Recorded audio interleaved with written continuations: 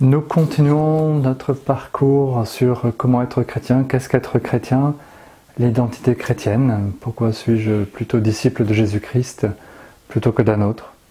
Alors, l'évangile que nous allons partager aujourd'hui se situe parmi les premiers enseignements de Jésus dans l'évangile de Matthieu.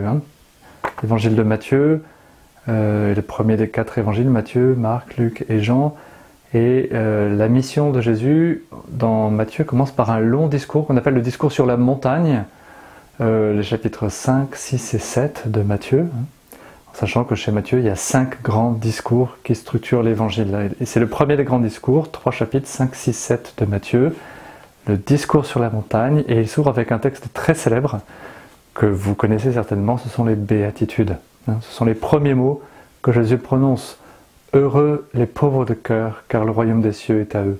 Heureux les doux, heureux les artisans de paix, heureux les miséricordieux, etc. Les 8 béatitudes. Et juste après ces 8 béatitudes, il y a notre texte que nous lisons maintenant. Vous êtes le sel de la terre, dit Jésus. Si le sel se dénature, comment redeviendra-t-il du sel? Il n'est plus bon à rien, on le jette dehors et les gens le piétinent. Vous êtes la lumière du monde. Une ville située sur une montagne ne peut être cachée, l'on n'allume pas une lampe pour la mettre sous le boisseau, on la met sur le lampadaire et elle brille pour tous ceux qui sont dans la maison.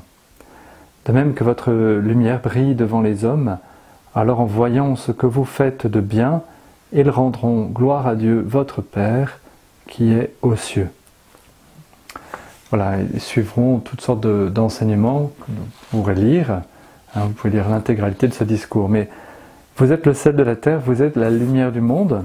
Il s'agit de décoder ce que cela signifie. Alors le sel, mettons-nous à l'époque de Jésus, l'Antiquité, c'est un élément précieux. Ça a donné le mot salaire, parce que le sel servait aussi de monnaie d'échange dans l'Antiquité.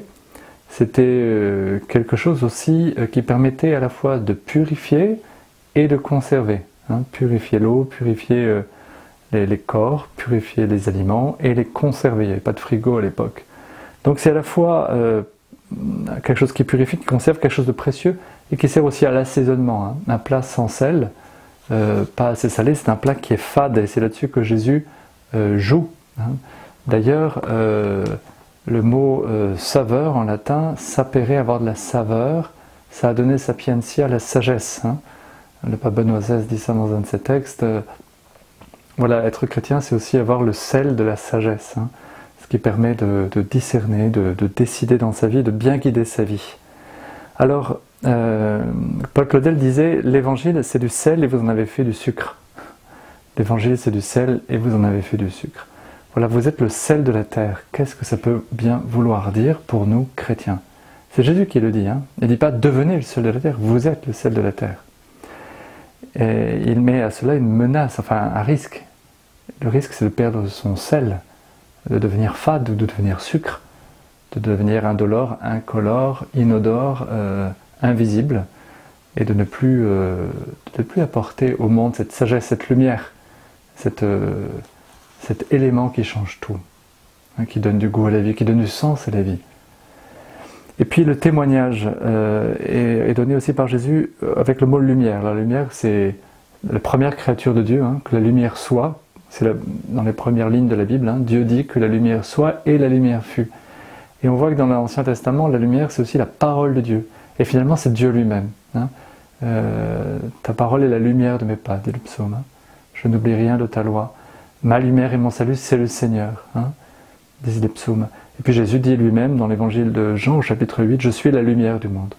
Et donc Jésus nous fait référence à quelque chose de très connu, la lumière. Sans lumière, il n'y a pas de vie.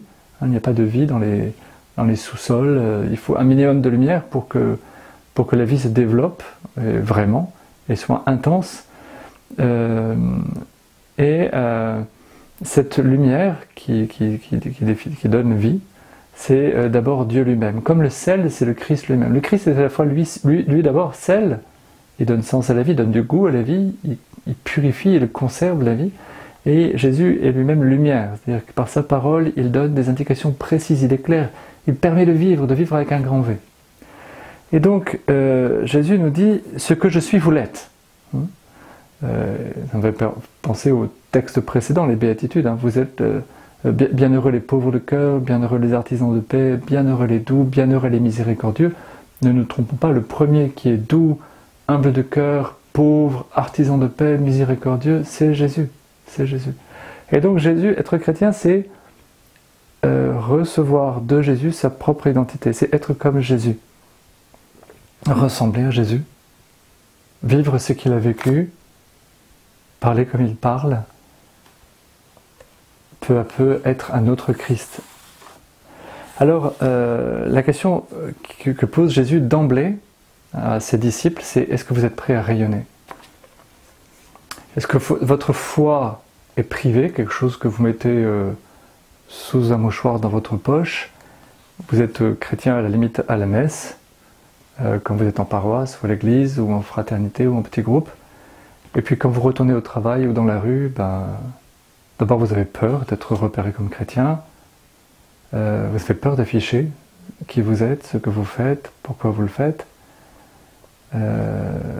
Ou alors vous l'oubliez en vivant de manière un peu ou complètement décalée entre ce que vous professez et votre vie privée.